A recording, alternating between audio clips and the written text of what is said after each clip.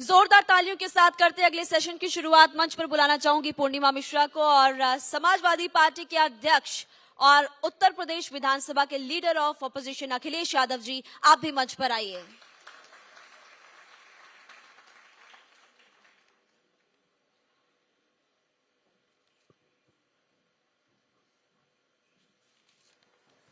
Over to you पूर्णिमा।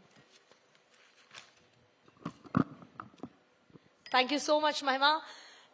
हालांकि introduction की जरूरत नहीं है, लेकिन फिर भी अखिलेश यादव जी जिस तरीके से इंडिया गठबंधन का प्रमुख चेहरा पार्टी के तौर पर हैं, जिस तरीके से समाजवादी पार्टी की लेगेसी को आगे कंटिन्यू करते हुए और उत्तर प्रदेश में अपनी राजनीति को आगे बढ़ाते हुए नजर आ रहे हैं, बहुत बहुत स्वागत अखिलेश यादव जी आपका भारत 24 के इस मंच पर करती हूँ।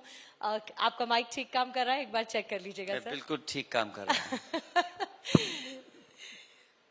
आज इंडिया गठबंधन की बैठक होनी थी, क्या ममता बनर्जी के बाद अखिलेश यादव ने भी उससे दूरी बना ली है?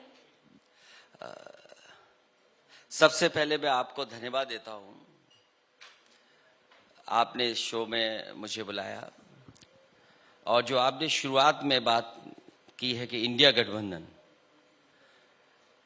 हाल ही में जो परिणाम आए हैं उससे मैं समझता हूं इंडिया गठबंधन और मजबूत होगा। इंडिया गठबंधन से जनता को और उम्मीद बढ़ेगी कि वो गठबंधन और मजबूत कैसे हो। ये आप सच में कहना चाहते हैं या कोई मजबूरी है जिसकी वजह से आप ये कह रहे हैं? हम जैसे नेताओं के लिए कोई मजबूरी नहीं है। अखिलेश जी, आज आप अलग मूड में लग रहे हैं। और हाल ही में जो परिणाम आए हैं वो बीजेपी के लिए चिंता का विषय होना चाहिए। बीजेपी के लिए ये बात हो सकता लोगों को लगे कि मैं क्या कह रहा हूं। हाल ही में जो परिणाम आए हैं वो बीजेपी के लिए चिंता का विषय इसलिए होना चाहिए कि जो जनता का मूड है वो परिवर्तन का है। जैसा कि मैं सभी चैनल, अखबार और एनालिसिस पढ़ रहा हूं, वो ये कह रहे हैं कि जनता का मूड परिवर्तन का है।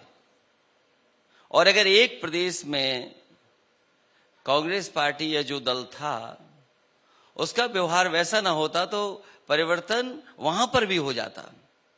तो इसलिए ये परिणाम जो आए हैं वो बीजेपी के लिए एक चिंता का विषय है, क्योंकि जनता का मूड परिवर्तन का है।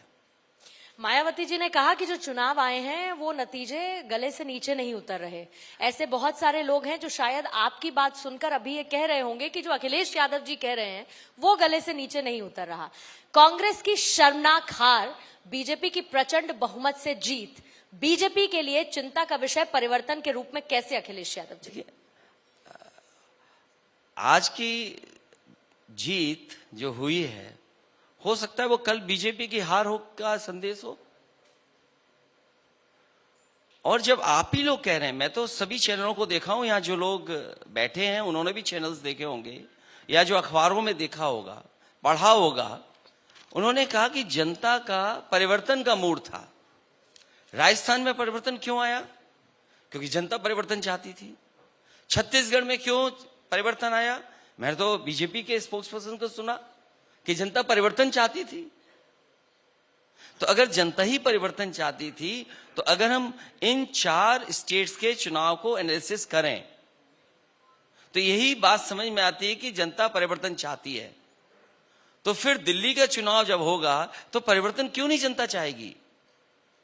तो ये चिंता का विषय है भारतीय जनता पार्टी के लिए।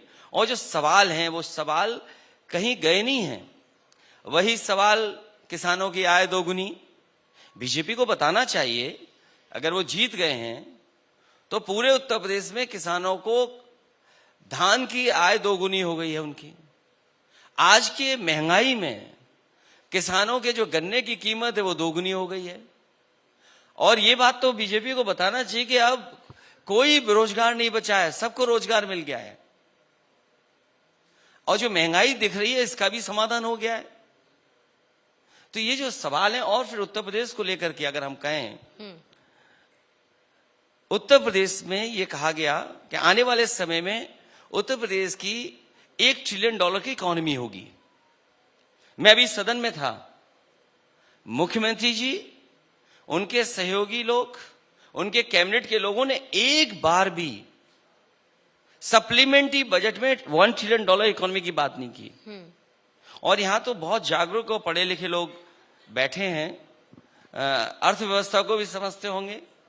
अगर आज बीजेपी को 1 ट्रिलियन डॉलर की इकोनॉमी चाहिए तो ग्रोथ रेट होनी चाहिए 34%।